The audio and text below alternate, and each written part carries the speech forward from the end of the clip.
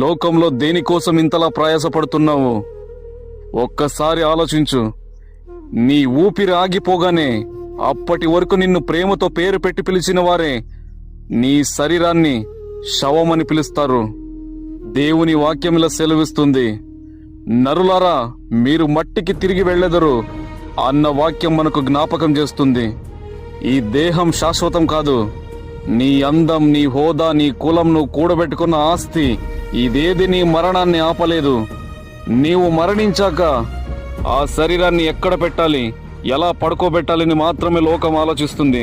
కొన్ని రోజులకు నీ పేరు కూడా మర్చిపోతారు. లోకము దాని ఆశయు గతించిపోచున్నావు గాని దేవుని చిత్తమును జరిగించువాడు నిరంతరము నిలుచును అని లేఖనము చెబుతుంది. మరి గతించిపోయే వాటి కోసం నీ ఆత్మను నిర్లక్ష్యం చేస్తున్నావా?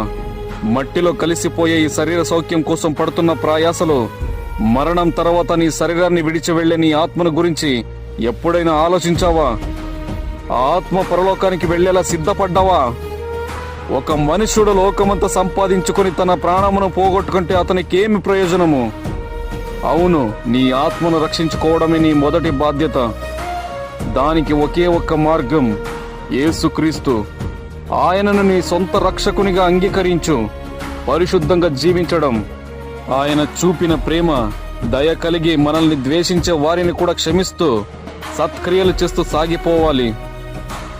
నీ మరణం తర్వాత కూడా ఇతను నిజమైన దైవజనుడు, ప్రేమ కలిగిన వ్యక్తి అని లోకం సాక్ష్యం చెప్పాలి. దేవుని వాక్య ఆధారంగా జీవిద్దాం. పరలోక రాజ్య వారసులవుదాం. నిత్య జీవాన్ని పొందుకుందాం. ఆమెన్.